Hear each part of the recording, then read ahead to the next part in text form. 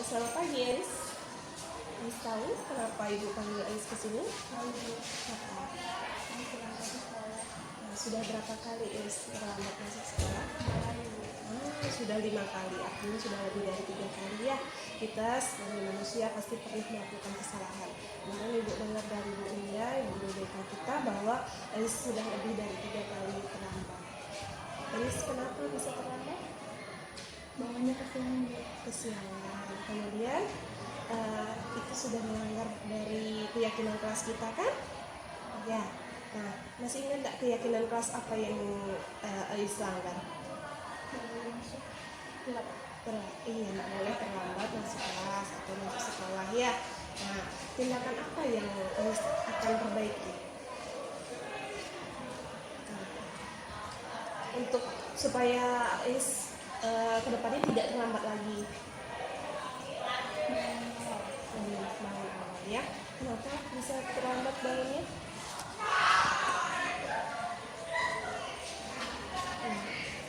Suka main game? Enggak juga. Tidurnya tuh malaman ya? Agak malam. Nah, lain kali tidurnya jangan terlalu malam. Bangunnya juga harus pagi karena Ais rumahnya juga lebih agak jauh kan.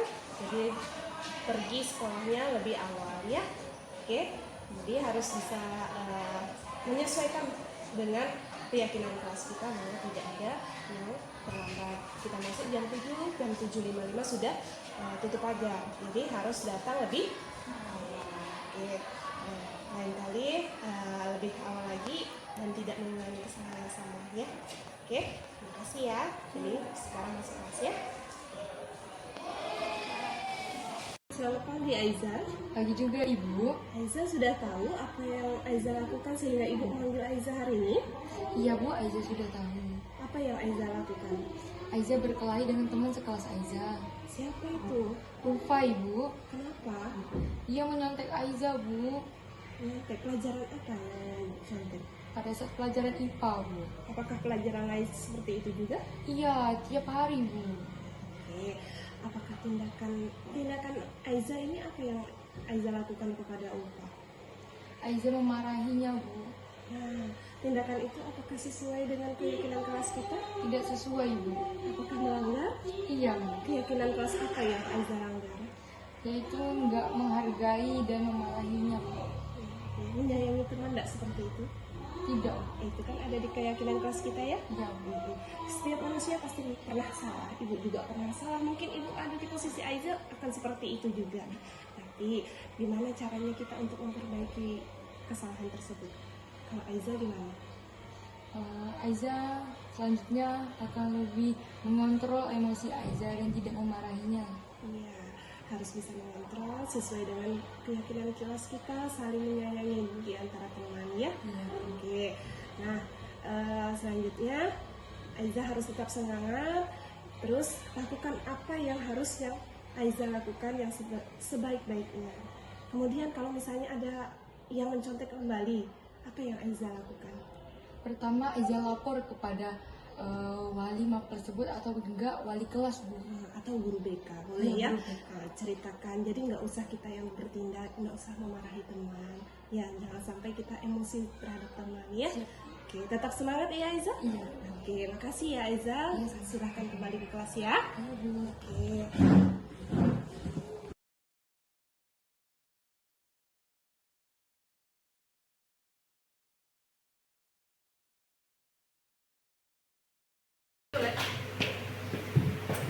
Bismillahirrahmanirrahim. Assalamualaikum warahmatullahi wabarakatuh. Waalaikumsalam. Selamat siang Bapak Ibu semua. Siang. Salam dan bahagia. Salam. Baiklah, mohon maaf sebelumnya mengganggu waktu istirahatnya Bapak Ibu dengan rutinitas yang cukup banyak. Kemudian mohon izin untuk kesediaannya bergabung di sini bersama saya untuk diseminasi aksi nyata modul 1.4 yaitu budaya positif.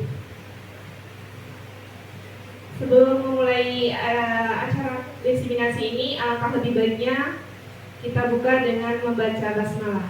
Bismillahirrahmanirrahim. Masih semangat ya Bapak Ibu? Mohon maaf untuk mengganggu waktunya.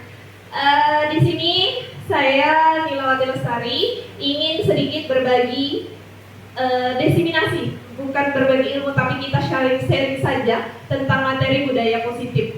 Yang kita tahu budaya positif itu kan adalah tindakan yang ada nilai-nilai kebajikannya yang ada kita terapkan di sekolah kita untuk anak-anak didik kita. Terima kasih Bu Rosita. Oke.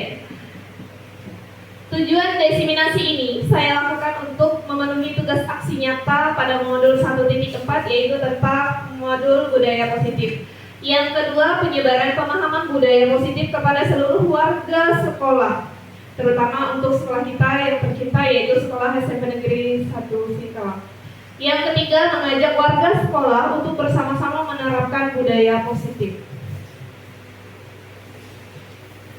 Sebelum saya lanjut, ini ada sedikit pertanyaan tematik. Apakah memberikan penghargaan dapat meningkatkan semangat belajar peserta didik. Kalau kita tahu, mungkin tidak sedikit ya cara kita seorang pendidik untuk memberikan semangat kepada anak-anak murid kita dengan berbagai cara. Salah satunya kita misalnya memberikan penghargaan. Itu apakah dapat meningkatkan semangat belajar peserta didik? Setuju atau tidak? Setuju. Kemudian, apakah memberikan hukuman atau sanksi dapat membuat peserta didik lebih disiplin? Bagaimana Pak Albert? Setuju? Oke.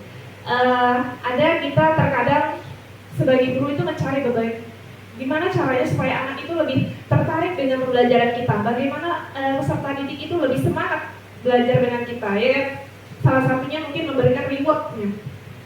Tadi katanya memberikan reward kepada anak itu dapat meningkatkan semangat belajar peserta didik. Kemudian hukuman atau sanksi itu juga dapat mendisiplinkan anak. Ini paradigma kita nih ya selama ini, bahwa hukuman itu dapat meningkatkan disiplin anak. Itu paradigma kita. Nah, konsep inti budaya positif ini, yang pertama adalah perubahan paradigma belajar dari paradigma yang lama ke paradigma yang baru. Kemudian yang kedua, disiplin positif. Ketiga, ada nilai-nilai kebajikan. Keempat, kebutuhan dasar manusia. Kelima, ada motivasi perilaku manusia. Keenam, posisi kontrol guru. Ketujuh, keyakinan kelas. Dan yang terakhir ada segitiga restitusi. Nah, yang pertama akan kita bahas adalah pembelajaran dengan paradigma baru. Pembelajaran yang dirancang berdasarkan prinsip pembelajaran berdiferensiasi, sehingga para peserta didik belajar sesuai dengan kebutuhannya berdasarkan tahap perkembangan sesuai dengan teori psikologis modern untuk mewujudkan profil pelajar Pancasila. Jadi tujuan akhir kita itu kan agar anak mencapai profil pelajar Pancasila berkarakter P3 dengan adanya karakteristik peserta didik kita yang berbeda-beda. Kita tahu anak murid kita unik, benar dan kemudian, iya kan? Dengan latar belakang yang berbeda, iya kan? Kemudian dengan agama berbeda, budaya yang berbeda. Karena kita sekolah negeri ini kan ada agamanya berbeda-beda. Kemudian ada budayanya yang pasti berbeda, dibawa dari lingkungannya, gitu kan? Kemudian ada latar belakang mereka yang berbeda-beda. Kebetulan ada beberapa anak murid kita yang mungkin latar belakangnya termasuk inklusi atau dari latar belakangnya keluarganya yang broken home, gitu kan? Nah, bagaimana caranya supaya kita bisa membuat pembelajaran itu menyenangkan di dalam kelas, ya enggak? Supaya anak itu selama dari pukul 7 sampai pukul 13.45 berada di sekolah ini merasa nyaman, aman, ya kan? Nah, itu kita gunakan ada prinsip pembelajaran berdiferensiasi. Profil pelajar Pancasila, kita tahu bahwa tujuan kita, anak-anak didik kita itu supaya memiliki karakter profil pelajar Pancasila. Yang pertama itu ada beriman, bertakwa dan bertakwa kepada Tuhan Yang Maha Esa dan berakhlak mulia. Yang kedua ada berkebinekaan global. Yang ketiga ada gotong royong. Kemudian ada kreatif, bernalar kritis dan mandiri. Nah, ini ada miskonsepsi teori kontrol. Yang pertama ada ilusi guru mengontrol murid. Benar tidak? Apakah masih ada sampai sekarang? Masih. Sedikit banyak masih ya? Iya. Kebanyakan yang masih dalam mengontrol murid ini, guru mengontrol murid, mungkin guru-guru yang senior yang memiliki paradigma yang lama.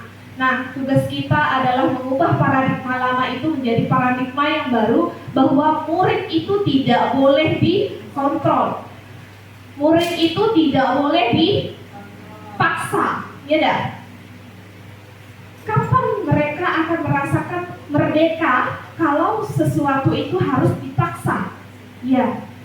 Kemudian yang kedua, ilusi bahwa kritik dan membuat merasa bersalah mampu menguatkan karakter murid. Benar tidak? Masih ya kan? Anak itu dibuat sampai merasa bersalah sehingga ada rasa tidak nyaman berada di sekolah, padahal waktu terbanyak anak itu sebenarnya ada pada sekolah. Ya, kalau sampai rumah mungkin waktunya langsung istirahat, ya, pagi sudah kembali lagi di sekolah. Jadi gimana caranya supaya anak itu semangat kalau di sekolah itu terbebani oleh guru-guru yang membuat mereka merasa bersalah, tidak nyaman mereka di sekolah kan? Yang ketiga, ada ilusi bahwa semua penguatan positif, efektif, dan bermanfaat. Kemudian yang keempat, ada ilusi bahwa orang dewasa berhak memaksa. Ini yang paling sebenarnya tidak baik untuk anak. Mereka tahu mereka lebih jauh usianya lebih kecil daripada kita, tapi bukan haknya kita untuk memaksa anak didik kita. Ini ada mengubah paradigma stimulus respon ke pendekatan teori kontrol. Stimulus responnya realitas kebutuhan kita sama, ternyata kebutuhan kita itu berbeda. Kita dengan anak-anak kita tidak bisa kita samakan kebutuhannya. Benar ya Bu ya? Pak ya? Kemudian semua orang melihat hal yang sama, padahal setiap orang itu memiliki gambaran yang berbeda. Kita mencoba mengubah orang agar berpandangan sama dengan kita. Nyatanya tidak. Walaupun anak didik kita itu usianya jauh lebih kecil daripada kita, tapi dia mempunyai pandangan tersendiri, ya kan? Orang lain bisa mengontrol saya. Nyatanya hanya Anda yang bisa mengontrol diri Anda sendiri, ya kan? Nah, sama juga dengan anak-anak murid kita. Yang bisa mengontrolnya adalah diri mereka sendiri. Tugas kita apa? Tugas kita hanya bagaimana supaya kita memunculkan motivasi, intrinsik motivasi yang ada pada diri mereka sendiri. Yang kedua, ada disiplin positif. Disiplin berasal dari kata disiplina yang artinya belajar, mengacu pada disiplin diri yang memiliki tanggung jawab terhadap apa yang dilakukannya berdasarkan nilai-nilai yang diyakini. Jadi disiplin positif ini harus ada nilai-nilainya yang kita yakini dalam diri kita sendiri. Tanggung jawabnya itu pada diri sendiri. Disiplin positif merupakan salah satu cara penerapan disiplin yang bertujuan untuk menumbuhkan kesadaran serta mampu memberdayakan peserta didik tanpa imbalan, penghargaan atau reward, ancaman atau hukuman. Nyatanya setelah kita tahu bahwa disiplin positif ini sebenarnya kita tidak harus memberikan reward kepada anak. Kenapa? Karena ketika kita sudah memberikan reward dengan embel-embel, nanti kalau yang dapat nilai sekian ibu kasih ini hadiah. Nyatanya contoh seperti itu tidak baik untuk menimbulkan motivasi intrinsik mereka. Jadi hanya belajar, oh hanya saya mau dapat nilai nih, atau saya mau dapat reward aja nih, baru saya mau belajar. Akhirnya tidak timbul dari diri sendiri. Begitu juga dengan ancaman dan hukuman. Ancaman dan hukuman itu akan membuat mereka menjadi beban saja. Beban. Jadi nggak nyaman belajar, nggak tenang ada berada di sekolah, gitu ya. Sebagai pendidik, tujuan kita itu sebagai pendidik menciptakan peserta didik yang memiliki disiplin diri sehingga mereka berperilaku mengacu kepada nilai-nilai kebajikan universal dan memiliki motivasi intrinsik dalam perubahan perilaku ke arah yang lebih baik. Tujuan kita sebagai pendidik itu menciptakan peserta didik untuk disiplin diri, mengacu pada nilai-nilai kebajikan. serta memiliki motivasi intrinsik tadi, motivasi yang ada timbul dari diri sendiri. Nah, tadi kita bicara tentang nilai-nilai kebajikan ya, Bapak Ibu. Nilai yang disepakati bersama, lepas dari suku, bangsa, agama, bahasa, maupun latar belakang.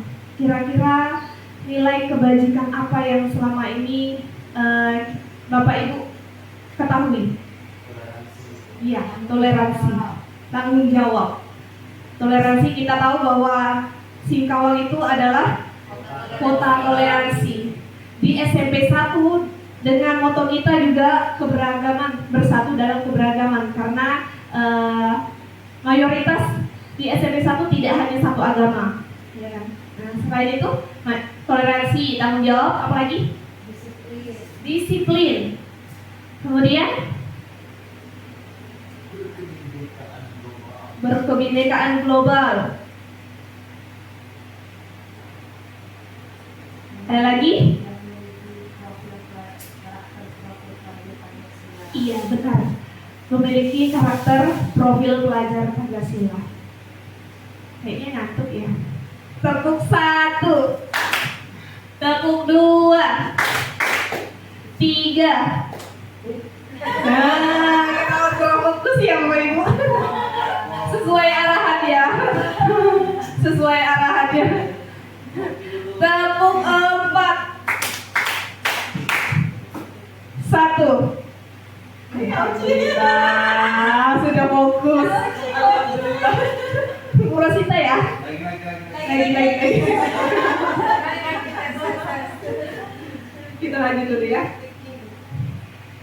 Ini contoh nilai-nilai kebajikan institusi atau organisasi. Mulai dari P3 itu ada profil pelajar Pancasila yang beriman bertakwa kepada Tuhan Yang Maha Esa, berakhlak mulia, berkebinekaan global, gotong royong, mandiri, kreatif, dan bernalar kritis.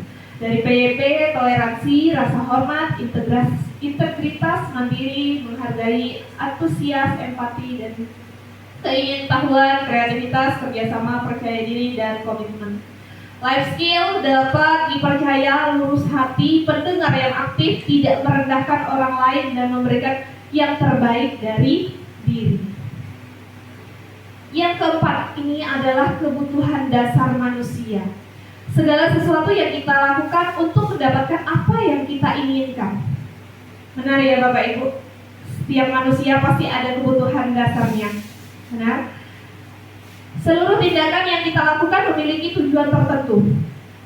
Dan semua usaha terbaik yang kita lakukan adalah dalam rangka agar kebutuhan dasar kita terpenuhi dengan baik. 5 kebutuhan dasar manusia. Yang pertama sekali pasti bertahan hidup. Iya kan? Setiap manusia pasti punya kebutuhan dasar yang pertama untuk bertahan hidup. Apa saja yang termasuk bertahan hidup? Ada pakaian, kemudian ada yang kedua, kasih sayang dan rasa diterima. Rasa diterima dipedulikan, berbagi kerjasama, menjadi bagian dalam kelompok. Yang ketiga ada penguasaan, harga diri, keinginan untuk dianggap, memimpin, berpartisipasi, diakui, dan didengar. Yang keempat ada kebebasan, mandiri, memiliki pilihan, mencoba hal baru, mampu mengendalikan arah dirinya. Yang terakhir adalah kesenangan, yaitu bermain, humor, antusiasme, dan tertawa. Kita tahu kalau 5 kebutuhan dasar manusia, begitu juga untuk anak didik kita. Ketika anak itu melakukan kesalahan atau mendapatkan nilai terbaik, itu kalau kita lihat dari latar belakangnya pasti ada kebutuhan-kebutuhan dasar yang mereka harus penuhi. Ya, mungkin kebebasan di rumah tidak didapatkan, ternyata mereka mencari kebebasan di sekolah. Dengan cara misalnya hanya sekedar bahasanya cuma cari perhatian, iya caper katanya. Bu, ini babu si ini begini Bu, mungkin rasa kesenangan atau kebebasannya di rumah tidak dapat, makanya mereka mencari dengan rasa supaya diterima di sekolah, supaya merasa senang, bebas. Nah, karena mungkin itu tidak didapatkan di rumah. Jadi tidak pernah kita boleh salahkan anak kenapa melakukan hal seperti itu, tanpa kita tahu bahwa kebutuhan dasar manusia itu ada 5 yang harus mereka penuhi. Dengan cara itulah mungkin cara itu mereka merasa terpenuhilah kebutuhan dasar mereka. Kemudian ada motivasi perilaku manusia. Motivasi menurut Kamus Bahasa Indonesia, Kamus Besar Bahasa Indonesia adalah dorongan yang timbul pada diri seseorang secara sadar atau tidak sadar untuk melakukan suatu tindakan dengan tujuan. Motivasi perilaku manusia ada 2, motivasi ekstrinsik dan motivasi intrinsik. Kalau namanya motivasi ekstrinsik itu berarti dari luar diri kita. Contoh, kita melakukan hal itu hanya ingin dapat imbalan, hanya ingin dapat perhatian, hanya ingin dipuji, ya kan? Itu motivasi ekstrinsik. Hanya ada embel-embelnya bahasanya ya. Tapi kalau motivasi intrinsik itu motivasi yang timbul dari dalam diri manusia, dari dalam diri anak itu sendiri. Karena mereka meyakini bahwa nilai-nilai itu harus saya lakukan, nilai-nilai itu harus saya terapkan. Jadi adanya dari dalam dirinya, bukan karena embel-embel apapun. Yang kita harus lakukan sekarang sebagai seorang pendidik adalah bagaimana caranya kita memunculkan motivasi intrinsik anak itu supaya meyakini bahwa dia dapat menghargai dirinya sendiri. Oh, gimana caranya saya supaya tidak terlambat sekolah? Bukan karena embel-embel ada kesepakatan sekolah, tapi tugas saya seorang pelajar, saya harus belajar. Saya tahu waktunya jam belajar jam berapa, masuknya jam berapa, maka saya harus tiba di sekolah jam berapa. Itu adalah motivasi intrinsik. Beda, nanti jalan masih kurang 5 menit kok, jam 6.45, benar tidak Bu? Ya, kalau seperti itu, bagaimana dia akan meyakini bahwa nanti ilmu yang didapatkan itu akan masuk pada dirinya, sedangkan mau pergi sekolah aja melangkah, tunggulah 5 menit lagi, belum waktunya kok, ya kan? Hanya karena embel-embel adanya kesepakatan sekolah kurang 15 menit baru bisa sampai sekolah, misalnya. Tidak, tapi kalau misalnya intrinsik, ketika bangun harus awal, nanti saya harus berangkat cepat-cepat. Nah, itu motivasi dari dalam diri sendiri. Iya, dari dalam diri sendiri. Ada perbedaan hukuman, konsekuensi, dan restitusi. Kalau hukuman itu tidak terencana atau secara tiba-tiba. Kemudian kalau konsekuensi itu terencana, disepakati sesuai peraturan. Sedangkan restitusi itu adalah proses menciptakan kondisi bagi murid untuk memperbaiki kesalahan. Kira-kira bisa dibedakan nggak Bapak Ibu antara hukuman, konsekuensi, dan restitusi? Bisa dibedakan tidak? Ya, kalau misalnya hukuman itu tidak ada terencana, sekarang kamu lari 10 kali halaman ini, itu namanya hukuman. Tapi kalau konsekuensi, kamu tahu sudah kesepakatannya apa, kan? Kalau misalnya numpahkan air minum temannya, berarti harus membersihkannya, gitu kan ya? Nah, itu konsekuensi. Tapi kalau restitusi, kita tanya dulu pelan-pelan. Ya, bukan kelamaan ya Pak Haris ya. Tapi langkah itu tidak menjatuhkan semangat anak untuk sekolah. Tapi kalau misalnya ketika melakukan sesuatu, bersihkan, lari 15 kali lapangan, jiwa untuk mendidik anak itu tidak akan pernah timbul. Jadi anak, ih bapak ini jahat banget, awas nanti ya bapaknya ketemu di jalan, misalnya nanti ada rasa dendam pada anak. Tapi kalau menggunakan restitusi, kita dudukkan pelan-pelan. Kita tahu bahwa kita tenangkan anak dulu, supaya anak bisa bercerita kenapa melakukan kesalahan, bagaimana cara melakukan perbaikannya. Kita kembalikan lagi ke anak. Itu cara restitusi. Kira-kira yang mana yang baik kita terapkan untuk budaya positif? Restitusi ya Bapak Ibu. Walaupun kata Pak Haris tadi katanya kelamaan, prosesnya kelamaan. Satset tapi nanti membuat dendam anak Pak. Enggak ya Pak ya? Oh iya, karena anak-anak itu mungkin takut sama Pak Haris.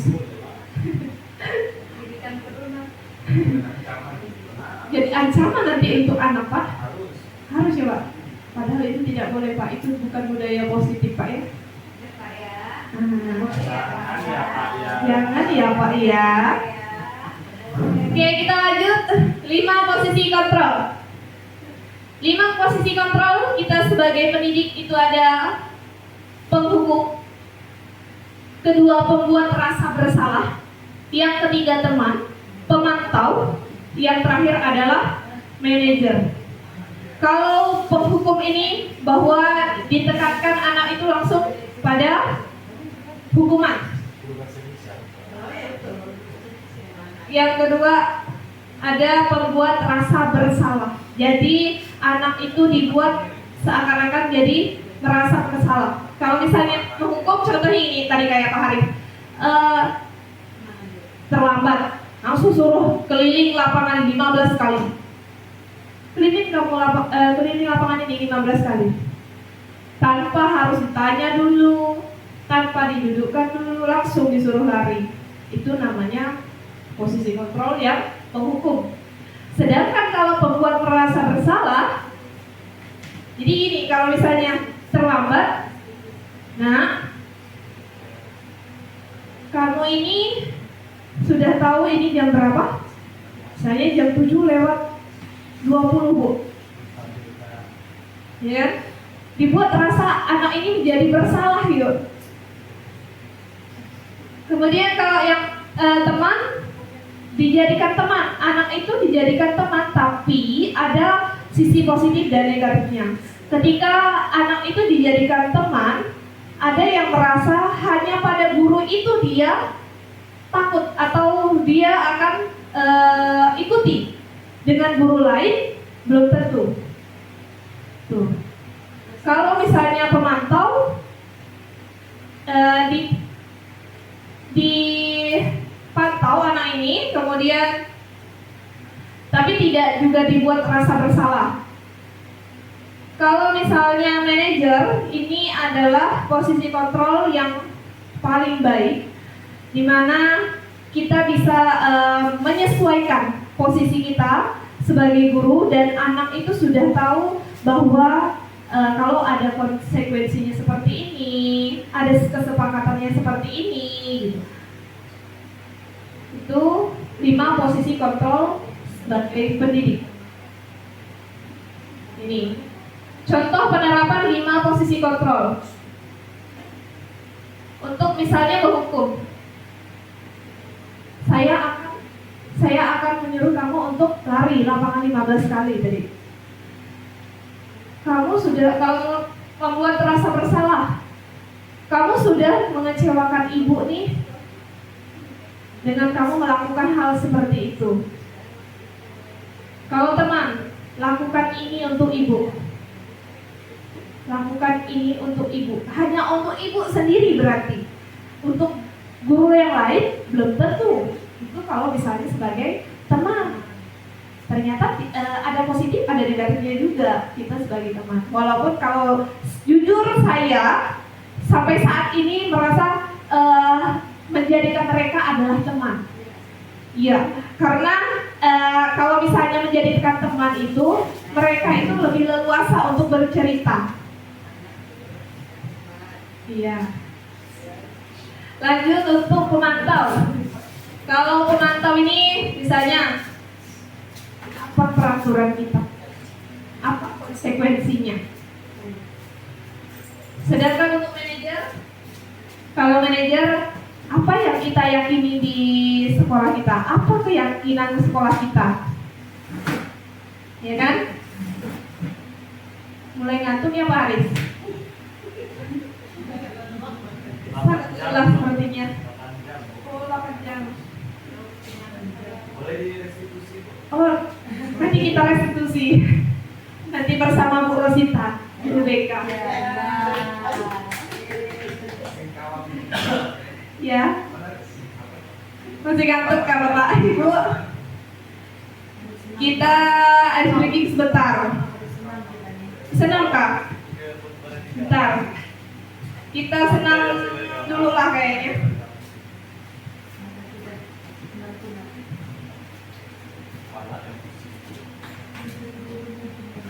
Sepertinya kita harus ice breaking dulu. Ice breaking itu ya Bu. Kami minta beli kopi. Oh, Kita beli kopi ya. sudah ada kopinya Pak Haris. Brisnya belum ada. Sambil break Pak Haris.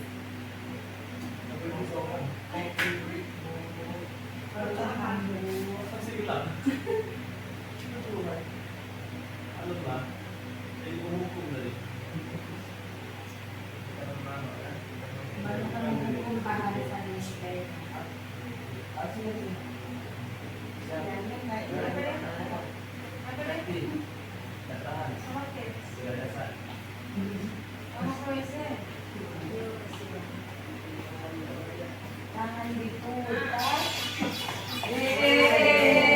Boleh lah ya Bapak Ibu.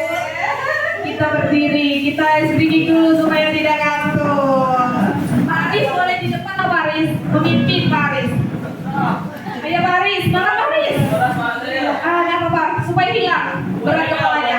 Bersama Bu Ehen. Alamat tidak. Ayo.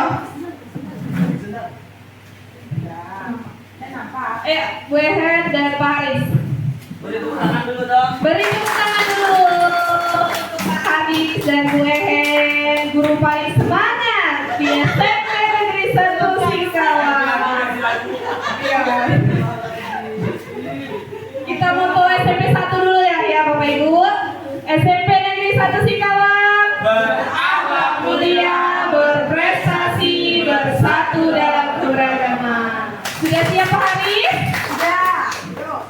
Nah, Pak Haris di mana posisinya Pak Haris? Oh sini, oke. Kita siap ya. Sini Pak Haris.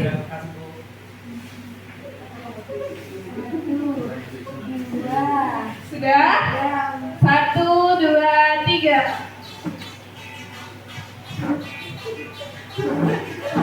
Senyumnya Bapak Ibu ya. Diputar-putar, akan diputar-putar, putar Putar ke bawahnya. putar. Lutut sakit, lutut naik tangga. Weher sangat kecil, weher. Angkat leher. Malam aku, malam weher.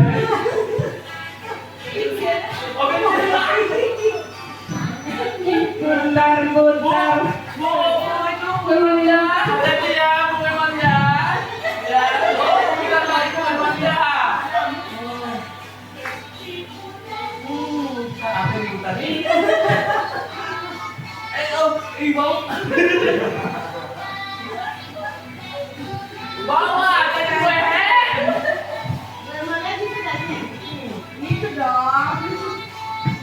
Diputar-putar.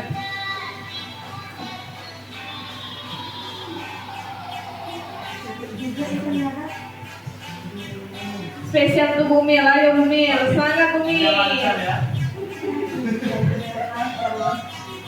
Tangan diputar-putar, bertepuk tangan. Tangan diputar-putar, peganglah bahu.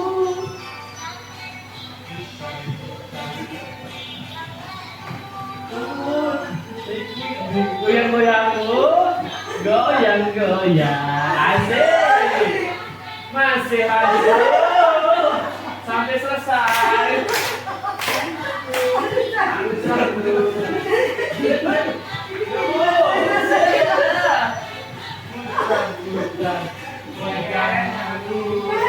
Jangan lupa Pak Hendro. Pak Hendro. Tarik Pak Hendro. Pengen. Masih Bu. Goyang dah dulu, goyang. Nanti aja goyang. Bawah. Kita terus pusing kalau Tangannya Pak Aris yang muter Pak Aris. Kepalanya Pak Aris.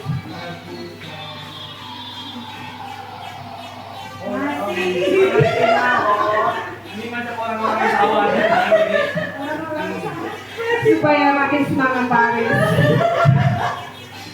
Oke, Alhamdulillah. Terima kasih Pak Aris, dan Bapak Ibu semuanya. Supaya tidak ngantuk.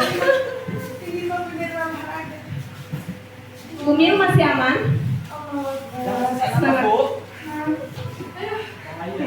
Kita lanjutkan ya Bapak Ibu. Sudah tidak ngantuk lagi kan?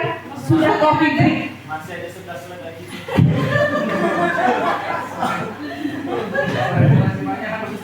Kita lanjut pada keyakinan kelas. Mengapa sih ada keyakinan kelas? Mengapa bukan peraturan kelas?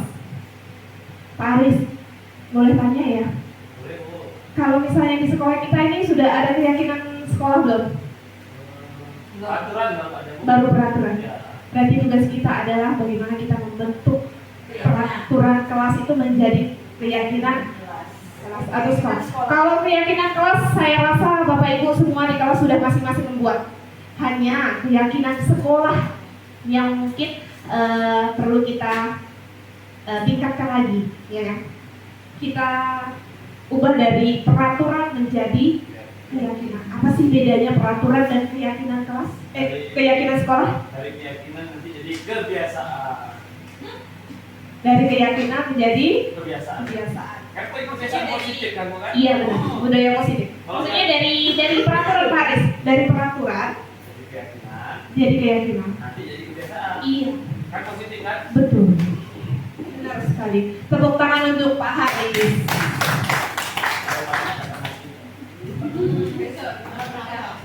Nah, keyakinan keras itu harus bersifat abstrak, dibuat dalam pernyataan positif, sedikit saja agar mudah diingat, berupa pernyataan universal, sesuai dengan kondisi kelas dan sekolah sehingga mudah diterapkan, dan yang terakhir semua warga sekolah atau kelas dilibatkan dalam pembuatan keyakinan kelas atau keyakinan sekolah. Artinya sudah disepakati oleh semua warga sekolah. Langkah-langkah pembuatan keyakinan kelas. Yang pertama, berdiskusi memunculkan peraturan yang perlu ditaati warga sekolah. Jadi kita munculkan dulu peraturannya, kemudian kita ubah peraturan itu menjadi kalimat positif. Yang ketiga, menjadikan peraturan menjadi nilai-nilai kebajikan atau keyakinan kelas. Yang keempat, berdiskusi mengenai gambaran perilaku yang mencerminkan keyakinan kelas. Yang kelima, berdiskusi mengenai seluruh peran warga sekolah. Yang terakhir, meninjau ulang keyakinan kelas dari waktu ke waktu. Jadi tidak hanya kita buat selesai, tapi kita evaluasi, kita tinjau setiap waktu. Jadi nanti Bapak Ibu kita akan coba membuat keyakinan sekolah ya, dari peraturan-peraturan sekolah yang ada di SMP Negeri 1 Singkawang. Langkah-langkahnya ini tadi. Contohnya ini mengubah kalimat negatif menjadi positif. Yang biasa kita dengar di peraturan sekolah itu kan, misalnya tidak boleh ngobrol saat guru sedang menjelaskan. Ini misalnya di kelas. Tidak membuang sampah sembarangan. Memakai seragam sesuai jadwal. Kalimat positifnya itu tidak mengobrol saat guru menjelaskan, bisa kita ganti menjadi mendengarkan guru saat menjelaskan. Tidak membuang sampah sembarangan, itulah kalimat positifnya bisa kita ganti, buanglah sampah pada tempatnya. memakai seragam sesuai jadwal, itu sudah sama. Iya. Jadi kira-kira bisa ya mengubah kalimat negatif menjadi kalimat positif.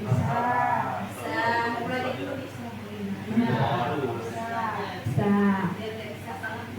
Bersifat positif. Misalnya ini tabel T, kita gunakan tabel T, tampak seperti, tidak tampak seperti. Tampak seperti menaati peraturan sekolah. Tidak tampak seperti melanggar peraturan sekolah. Tampak seperti membuang sampah di tempatnya. Tidak tampak seperti membuang sampah sembarangan. Tampak seperti suka membantu orang lain. Tidak tampak seperti membantu orang lain hanya jika dilihat. Tampak seperti rajin, tidak tampak seperti malas. Ini salah satu tahap dalam membuat keyakinan sekolah atau keyakinan kelas dengan menggunakan tabel T. Ini ada terdengar, terlihat, dan berperilaku, tabel Y-nya. Setiap anggota kelas melakukan tugasnya. Terdengarnya, misalnya selamat pagi Bapak, izin masuk ruangan. Maaf, bisa minta tolong? Terima kasih ya. Boleh saya bantu? Maaf ya. Terlihatnya menghargai pendapat orang lain. Berbagi ketika memiliki sesuatu. Meminta izin terlebih dahulu ketika memegang atau meminjam barang orang lain. Peduli ketika teman mendapatkan musibah. Berperilakunya tersenyum kepada setiap orang.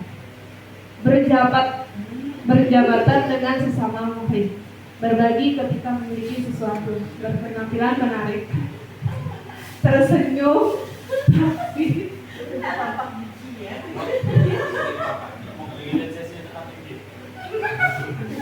disesuaikan ya Pak ya. Nanti lagu senyum-senyum tak ada orang. Contoh keyakinan kelas. Ini misalnya untuk keyakinan kelas 7. Hormat. Kami meyakini bahwa sangat penting untuk menghormati semua orang dan barang milik orang lain. Jadi kalau kita membuat keyakinan kelas tidak perlu panjang. Membuang sampah pada tempatnya. Itu kalau misalnya kalimat seperti itu, nilai kebajikannya apa? Membuang sampah pada tempatnya.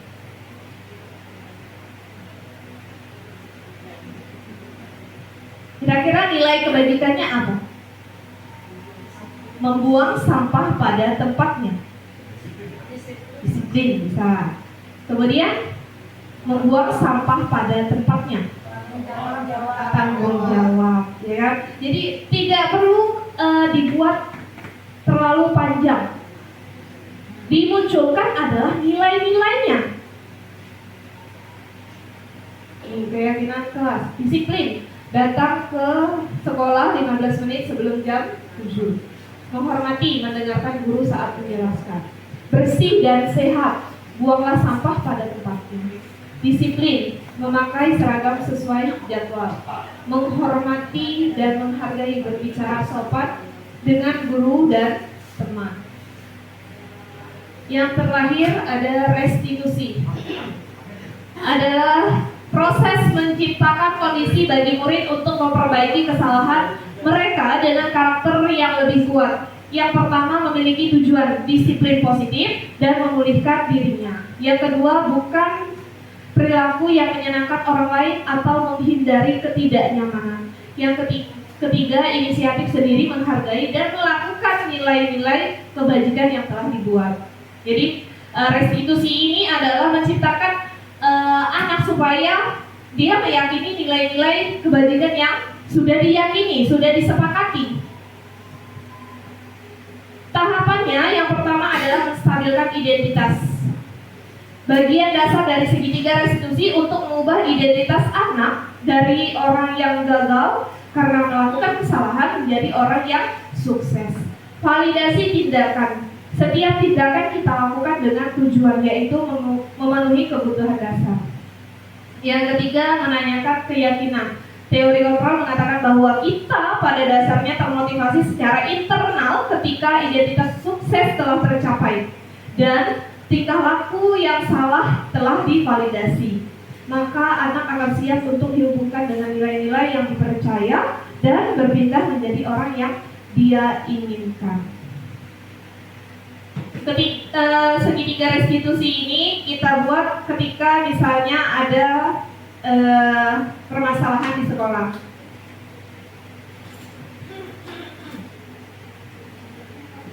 Menstabilkan identitas, contohnya misalnya ada satu kasus, anak itu di kelas tiba-tiba memarahi atau marah dengan temannya karena tugasnya dicontek. Itu biasa banyak ya kasus itu, hanya kasus itu jarang diungkap.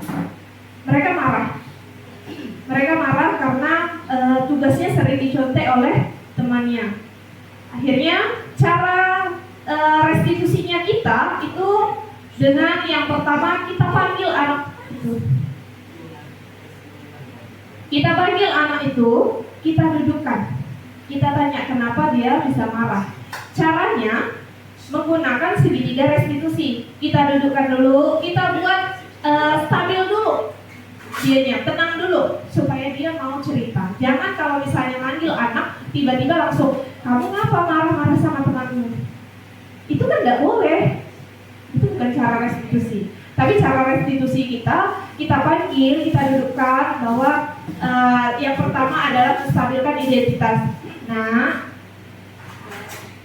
ibu dengar tadi kamu di kelas marah sama temannya ya? Iya bu, misalnya.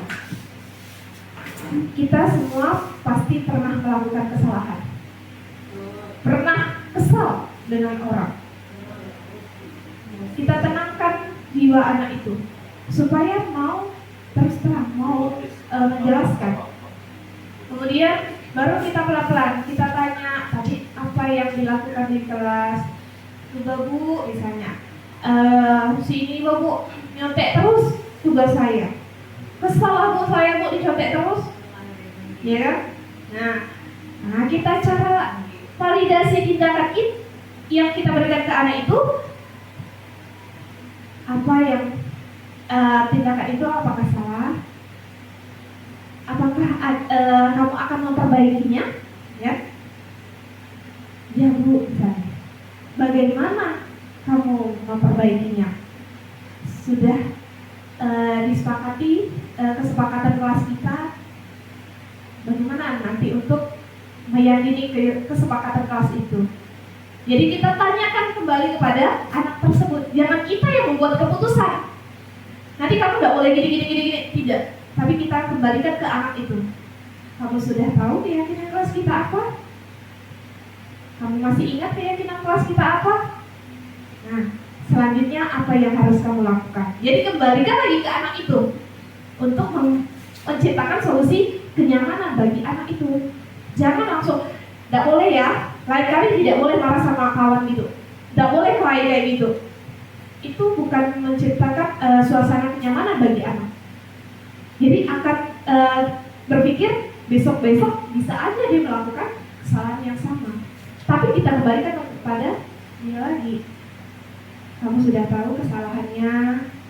Kamu masih ingat kan keyakinan kelas kita apa? Ya bu, misalnya ini. Lalu bagaimana cara untuk memperbaikinya? Ini bu, saya tidak lagi harus bisa mengontrol emosi, tidak lagi marah-marah. Kalau misalnya dicontek lagi, saya mau lapor ke gurunya misalnya seperti itu. Jadi kita kembalikan lagi ke anak. Tidak boleh kita harus, kamu harus ini, tidak. Itu cara restitusi yang baik untuk anak. Sampai di sini Bapak Ibu, kira-kira ada yang mau ditanyakan? Setelah kita sudah banyak mendengarkan materi sampai ke senam-senamnya, tapi yang ditanyakan jangan senamnya ya. Iya. Kopi. Ada yang mau ditanyakan Bapak Ibu? Kira-kira ada yang mau ditanyakan? Iya, silakan Karis. Tentang segitiga restitusi. Iya. Ini waktunya tuh kapan bisa kita melakukan tindakan seperti ini? Sedangkan kita sebagai guru ini kan jam mengajar itu padat sekali Bu dan terbatas, belum lagi kita disibukkan dengan PMN, perangkat dan sebagainya. Oh Bu, mesti belum mikirkan anak di rumah lagi Bu. Iya. Banyak anaknya Pak ya. Hari Kamis gimana? Allah penuh hari Kamis. Oh, 8 jam Bu. Oh. Makan siang. 10 jam kayaknya Pak Arif, betul kan? Habis ini lanjut lagi Bu. Saya lagi iya. Gimana saya mau segitiga restitusi? Pelan-pelan ya Pak ya. Kita gini, dengan waktu kita yang sibuk, yang terbatas juga, tapi harus kita luangkan waktu untuk melaksanakan segitiga restitusi ketika ada masalah. Segitiga restitusi ini kan dilakukan apabila ada masalah. Kalau tidak ada masalah, jangan dicari masalahnya Pak Aris. Iya, pasti kalau itu kita tinggalkan kelas Bu. Ya. Nah, nanti tinggalkan kelas, satu masalah muncul, timbul masalah baru. Muncul lagi yang baru. Betul. Mati satu tumbuh 1000. Nah, Kita kerjasama dengan kita wali kelas. Bekerja sama dengan guru BK. Ya Pak Aris ya. Kemudian ketika waktu kita dalam kelas ada anak yang bermasalah, anaknya misalnya anak muridnya Pak Aris ada bermasalah, ini diselesaikan di BK di waktu itu juga. Nah, kita kan ada guru piket tuh Pak Aris. Nah, boleh bekerja sama lagi dengan guru piket. Artinya kita di sekolah itu berkolaborasi. Bisa guru piket yang menggantikan di kelas terlebih dahulu ketika Pak Aris akan menyelesaikan masalah anak yang bermasalah tadi. Kan? Kalau memang tidak bisa waktunya ditunda setelah jam pelajaran. Ya, jadi jam itu juga bisa kita lakukan segitiga restitusi, minta bantuan berkolaborasi dengan guru piket untuk membantu menjaga yang di kelas. kalau misalnya saya melakukan segitiga restitusi di Segitiga kelas, restitusi. ya, di kelas itu langsung supaya beri pelajaran ke teman-teman yang lain, apakah itu boleh? Nah, kalau misalnya segitiga restitusi ini sebenarnya boleh aja dilakukan di kelas yang mayoritas anak-anak ada di kelas juga. Karena segitiga restitusi ini kita tidak menghardit anak, tidak membuat ketidaknyamanan anak. Makanya segitiga restitusi itu kan kita balikkan lagi solusinya kepada anak. Nah, itu juga boleh. Jadi akhirnya teman-teman yang lain menyadari bahwa oh keyakinan kelas ini kita ini gitu. Boleh saja. Malah lebih bagus. Tapi ditimbang-timbang lah dia. Tidak juga ditimbang Pak Aris. Maksudnya disesuaikan langkah-langkahnya supaya anak itu tidak merasa terbuai. Malu kan kita kan masih awam Bu. Iya, Segitiga restitusi. Segitiga restitusi. Ada lambang baru dari Pak Haris ya. Mudah-mudahan. Ini kan untuk mencegah. Iya betul. Mencegah tidak pada kekerasan. Betul. Boleh tuh buat logo. Oh boleh Bu. Betul Mungkin ya. jadi Mungkin ya. model ya. Selama ini kan yang kita tahu kan segitiga bermuda. Iya. Sekarang ada segitiga restitusi. Dia tidak katakan tidak pada bullying gitu ya. Tidak, segitiga restitusi. Katakan tidak Pada kekerasan terhadap anak. Paham. Ada yang juga dari diri ya. Kagem gitu nih kagem. Nyata. Benar. Jadi segitiga restitusi ini boleh kita lakukan di kelas ataupun dipanggil saja di ruangan kita. Segitiga restitusi ini tidak membuat anak menjadi merasa bersalah, tapi mereka malah memunculkan rasa kenyamanan untuk bercerita. Kemudian tidak ada rasa menyimpan dendam atau bohong-bohongnya gitu. Kalau misalnya anak langsung dimarahin, langsung dihardit gitu, pasti akan tidak mau cerita. Maka akan jadi bohong kemana-mana ceritanya. Tapi kalau kita menggunakan segitiga restitusi, kita dudukkan dulu, kita tenangkan dulu. Tapi kalau misalnya kita kasih pizza anak tuh gitu. Tadi Pak, itu termasuk imbalan Pak. Tidak boleh reward juga, walaupun itu untuk mengungkapkan hal-hal yang kita cari gitu ya. Sambil makan kan enak ngobrol Bu. Iya, tapi nanti anak besoknya Pak Aris mana pizzanya lagi Pak Aris gitu kan. Akhirnya jadi imbalan. Jadi embel-embelnya Pak Haris minta pizza dong gitu kan, gak enak kan. Pengalaman. Iya, jadi untuk perbaikan kita lah selanjutnya. Biar tidak kantung kering. Betul. Apalagi akhir bulan ya Pak Aris. Oh, akhir bulan nih, pada buahan. Iya, tanggal berapa ini? Tanggal 23. Akhir-akhir lah Pak Aris. Kira-kira ada yang mau ditanyakan lagi Bapak Ibu? Tidak ada. Kalau tidak ada, kita coba membuat kelompok ya. Udah pasti. Pas ya? Pas. Sini satu kelompok, sini satu kelompok. Siap. Di sini ketuanya Pak Haris. Di sini ketuanya Pak Albert. Oh, Bu Iin. Iya. Sip. Kita coba membuat dari peraturan sekolah kita buat menjadi keyakinan sekolah. Jadi Bu Paris, kita ubahlah peraturan sekolah kita tuh menjadi kalimat positif dulu. Peraturan sekolahnya ada di kita punya aja. Boleh pilih 2.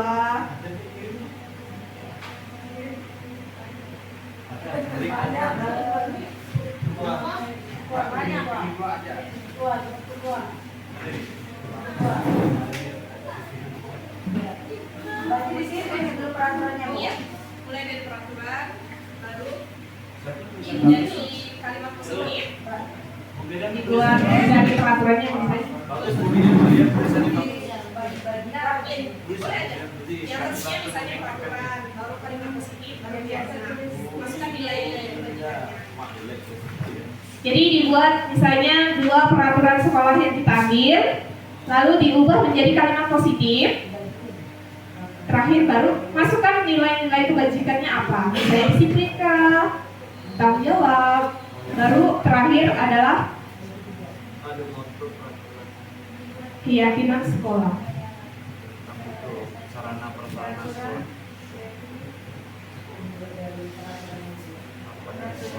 Terlambat datang. Tidak boleh menggunakan sepatu warna-warni. Tak boleh pakai sendal. Iya. Ini kalimat positifnya adalah tidak boleh menggunakan rambut panjang. Menggunakan. Merusak, memecahkan, hilangkan fasilitas milik sekolah dengan tidak sengaja. Meludah sembarangan. Melompat pagar sekolah. Kalau tidak mengikuti upacara bendera dengan tertib. Tidak mengikuti upacara bendera dengan tertib. Tertib. Tidak mengikuti upacara bendera dengan tertib. Yang keduanya, tidur pada saat guru sedang mengajar.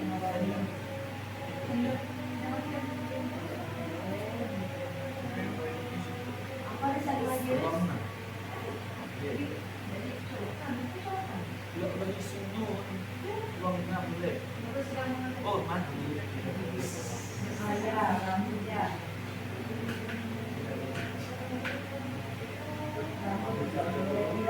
Sedang mengajar.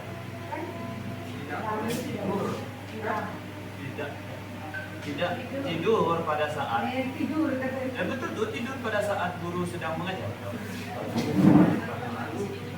Kalimat positif itu sebelah aja kali.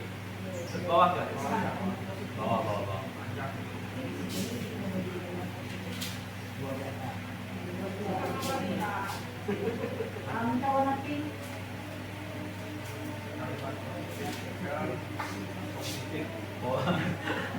Positif tidak mengikuti upacara.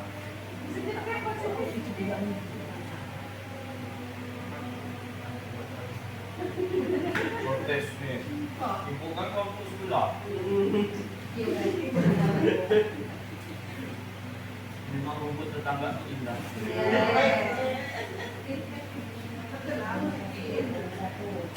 Dari kan tidak boleh menggunakan sepatu warna-warni yang kita pakai. Nah, kalimat positif Menggunakan sepatu tidak warna hitam. mengikuti.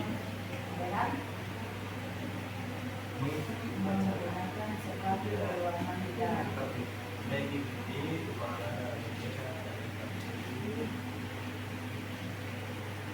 Nilainya apa? dan hikmat.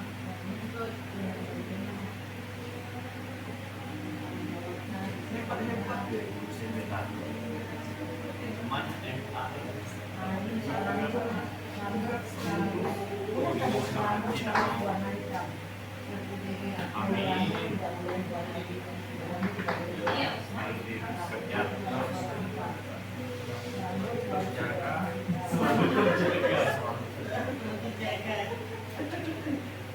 Selalu fokus pada saat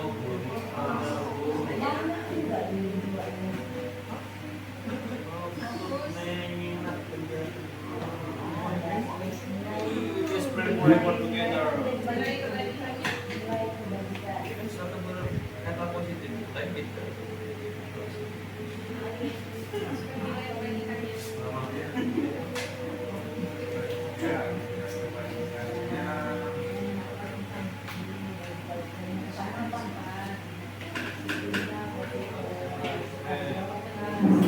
Rasa nasionalisme dan patriotisme.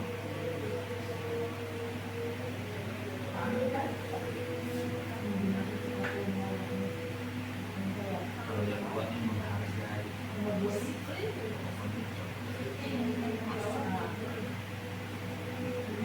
Terserah.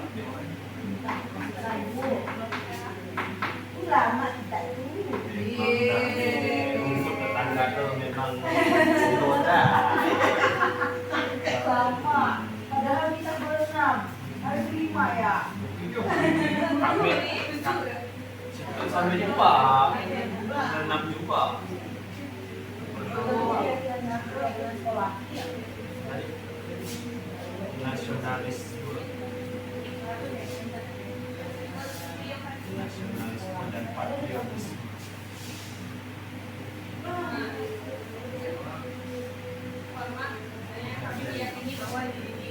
Apa menghargai maksudnya? Nilai kebijakan.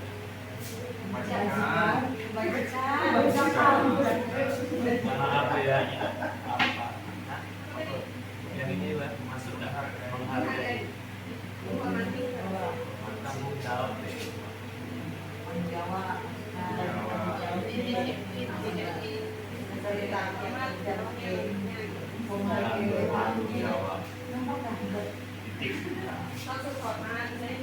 Nah,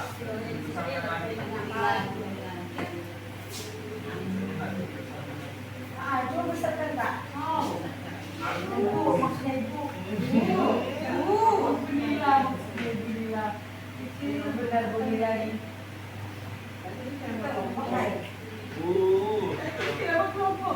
Gimana kan Bu? Gimana Bu? Oh, presentasi. Nggak salah Bu. Nama kelompok itu tuh enggak nampak tapi selalu di hati.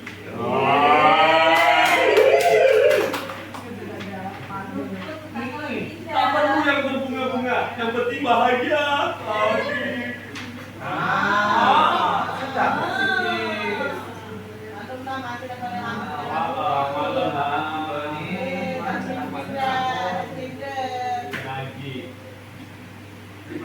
Tapi mau duit ujung bukan nampak. Tahu. Jadi keyakinan kelasnya juga tuh seperti itu. Kayak keyakinan sekolah itu. Juga susun gitu.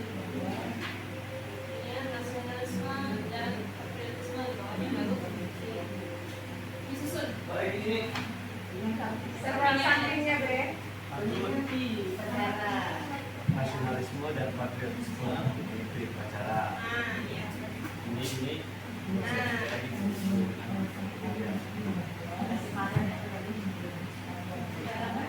Nah.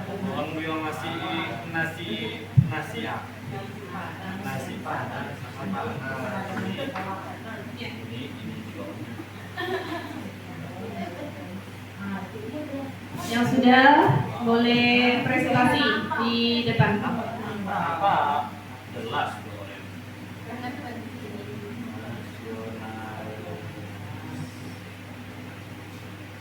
Nasionalisme aja, nggak usah pakai satu aja.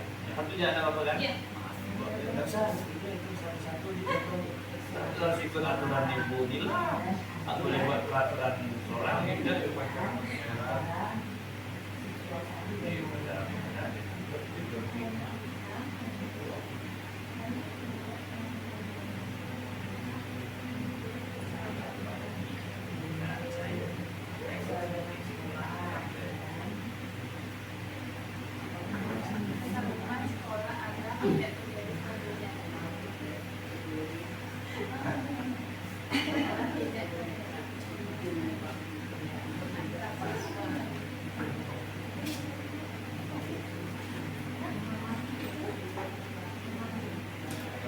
Bertanggung jawab ke apa ya? Bagusnya itu yang bagusnya apa? Datang menghormati ya, menghormati ya.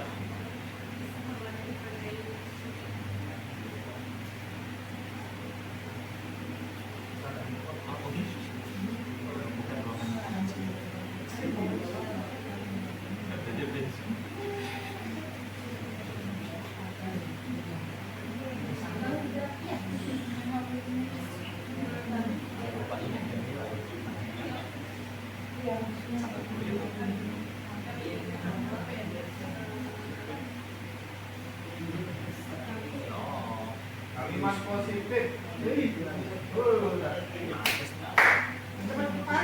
Paris sudah. Oh, Sabunia kami dua mulia. Mas. Sepami,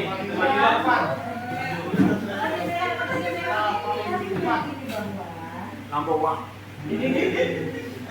Number one. Number one is not really good. Yes, good. Not really. I'm together forever. I'm family.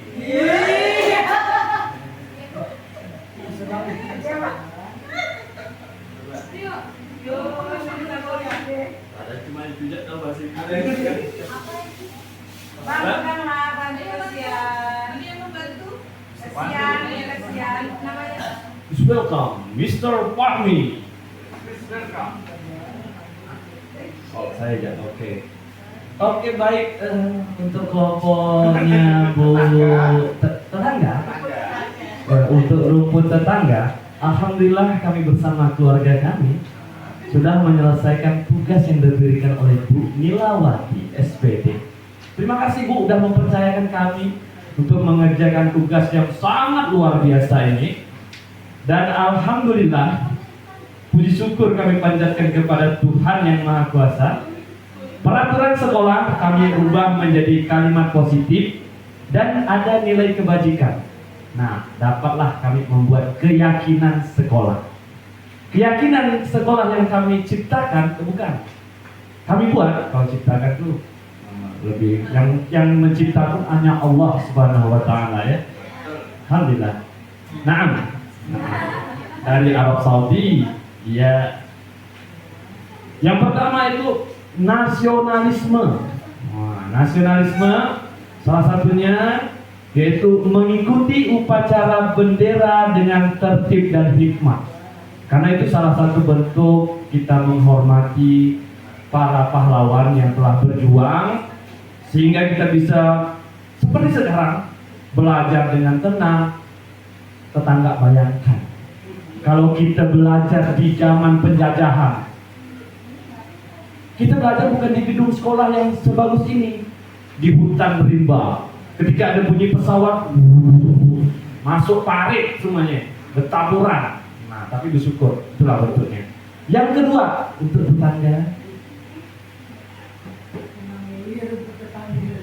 kami buat keyakinan yaitu menghormati. Yaitu kegiatan salah satunya adalah fokus menyimak penjelasan guru. Nah, jadi kita membuat anak-anak itu untuk menghargai gurunya dan dirinya sendiri ketika menjelaskan atau mengajar. Jadi bisa bersama-sama mendapatkan hasil yang baik. Guru senang, murid pun bahagia. Jamaah, oh jamaah. Alhamdulillah. Sekian dari kami. Wassalamualaikum warahmatullahi wabarakatuh.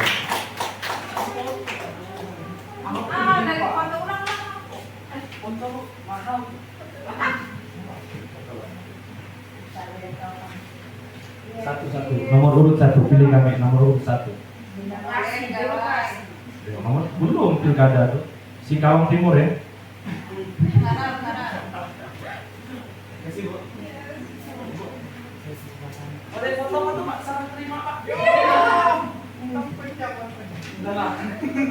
Terima kasih untuk kelompok 1, beri aplaus dulu untuk kelompok 1. Sangat luar biasa. Yang selanjutnya kelompok rumput tetangga, kata Pak Aris. Ayo, kelompok 2, silakan maju. Kelompok belasan tahun. Yang lain lari 2000 dia tahun 90-an.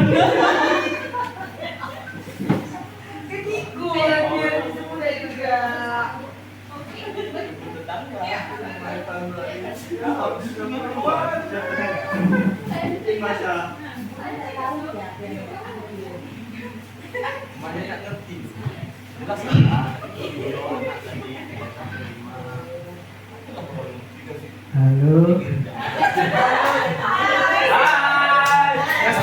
Halo, selamat siang. Sore ya, sore.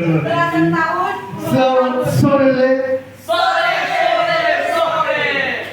Oke, di sini kelompok 2 ingin menjelaskan kelompok rumput tetangga hitam. Oke. Kami mempunyai apa tadi? Apa? Peraturan sekolah. Yang pertama, tolong diperhatikan ya. Tidak boleh menggunakan sepatu warna-warni. Itu bukan warna-warni, oh putih. Oh, warna-warni. Nah, itu warna-warni.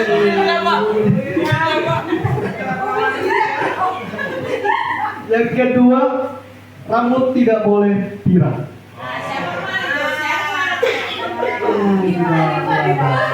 Alami. Kalau kita dapat sentuhan dalam. Oke, selanjutnya adalah kalimat positif. Yang pertama, menggunakan sepatu warna-warni. Warna hitam. Sorry ya, menggunakan sepatu warna hitam.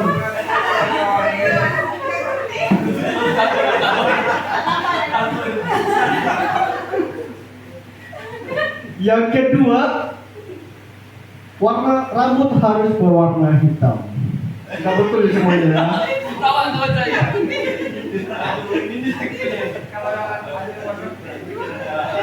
Oke, nilai kita masuk pada bagian nilai kebajikan. Yang pertama, disiplin. Yang kedua, tanggung jawab. Terus selanjutnya adalah keyakinan sekolah. Yang pertama, disiplin. Kami meyakini bahwa sangat penting menggunakan sepatu warna hitam untuk keseragaman sekolah agar tidak terjadi perbedaan antara siswa satu dan yang lainnya. Yang kedua, tanggung jawab. Kami meyakini bahwa sangat penting rambut harus berwarna hitam agar siswa memiliki rasa tanggung jawab. Oke, sekian dari kelompok kami. Terima kasih. Selamat sore. Kasih aplaus dulu untuk kelompok 2, rumput tetangga.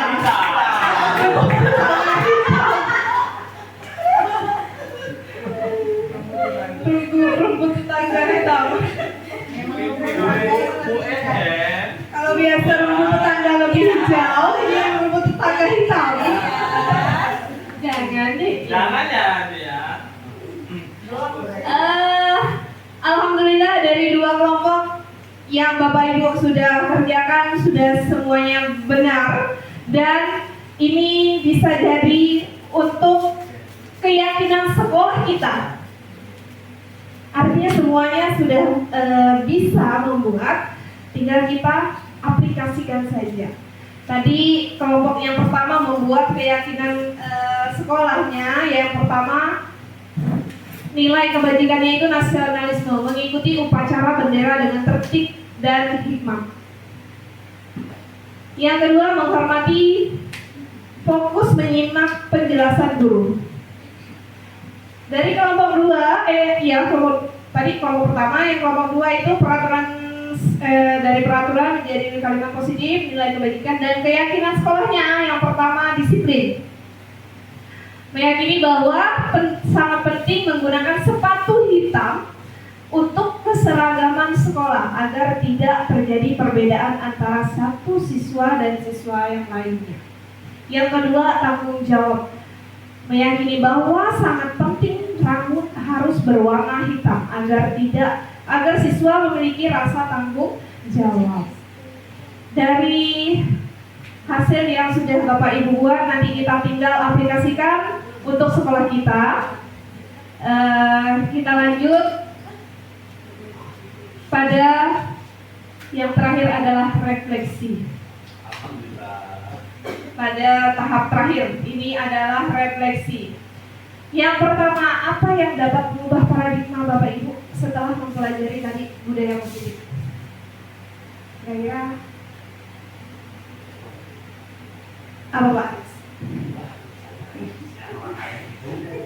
Karena Pak Haris yang paling baik, terima kasih Bu Nila atas kesempatannya. Setelah saya mengikuti kegiatan ini dan dapat sedikit masukan berkaitan tentang budaya positif, yang harus saya lakukan merubah sikap saya terhadap siswa dengan cara yang lebih baik lagi tanpa membuat siswa itu atau anak merasa tidak nyaman. Tapi sebenarnya saya sih bukan penguas ya Bapak Ibu ya.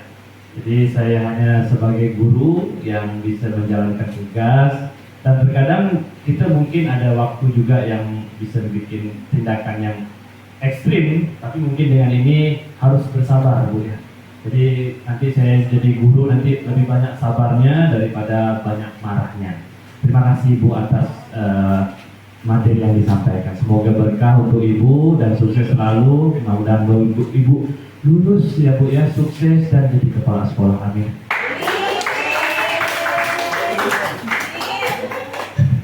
Yang kedua, terima kasih Pak Haris. Jadi mungkin kita bisa mengubah paradigma kita yang dari posisi kontrol kita menjadi penghukum. Bisa kita, walaupun tidak langsung sebaiknya manajer, tapi perlahan ya Pak Haris ya. Sesuatu itu perlu proses, ya kan? Yang kedua, bagaimana perasaan Bapak Ibu setelah mempelajari budaya positif? Mungkin Bu Eher?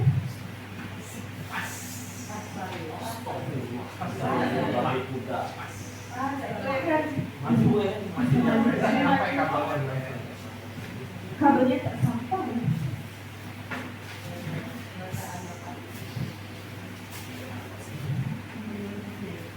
Ibu yang paling cantik.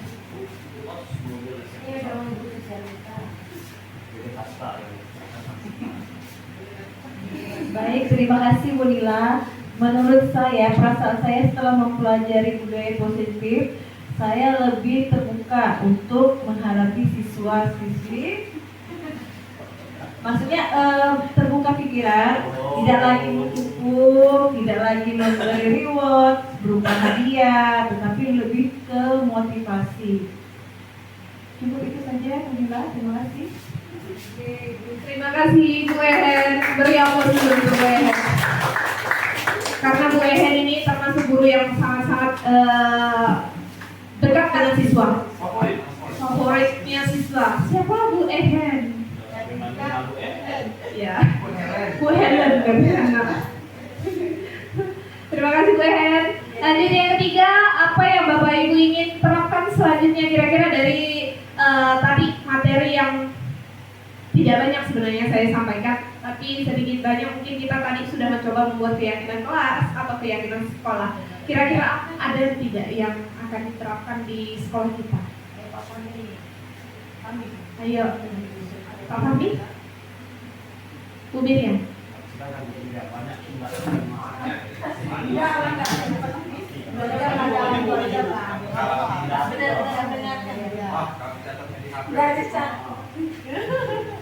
Baik, terima kasih Bu Nila. Apa yang Bapak Ibu ingin terapkan selanjutnya, yang ingin diterapkan menurut saya adalah bisa mengubah peraturan menjadi kesepakatan, baik di kelas maupun di sekolah. Kemudian materi yang sangat-sangat bermanfaat karena lebih jelas lagi bisa memahami apa yang menjadi kebutuhan dasar manusia. Kemudian 5 posisi kontrol tadi, pengalaman saya lebih banyaknya memberi reward dan juga teman. Jadi menganggap siswa itu teman, karena menurut saya kalau kita anggap mereka teman, apapun bisa mereka cerita kepada kita. Nah, jadi dengan mempelajari materi ini, saya lebih mengerti bahwa sebenarnya itu ada nilai plus minusnya. Jadi saya lebih mengerti dan materi ini sangat bermanfaat untuk saya. Kemudian ada juga segitiga restitusi tadi. Jadi yang ingin diterapkan adalah lebih kepada peraturan menjadi kesepakatan. Terima kasih. Banyak Ibu Miriam, berkelompok dulu Bu Miriam. Kemudian sudah tenggelam. Kalau kami masih basah, mobilnya sudah tenggelam.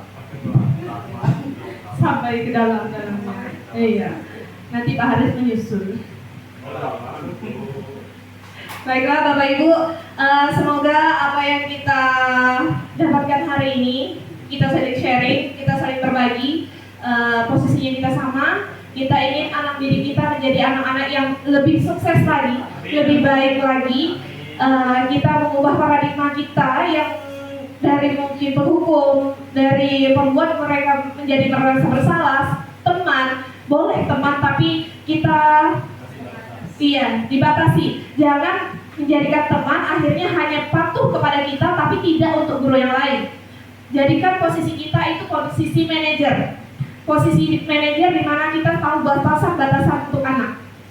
Tahu konsekuensinya, tahu apa yang harus dilakukan, apa yang tidak, melalui motivasi dari intrinsik mereka sendiri. Jadi cukup sekian hasil diseminasi hari ini tentang penyebaran budaya positif di sekolah. Kurang lebihnya saya mohon maaf.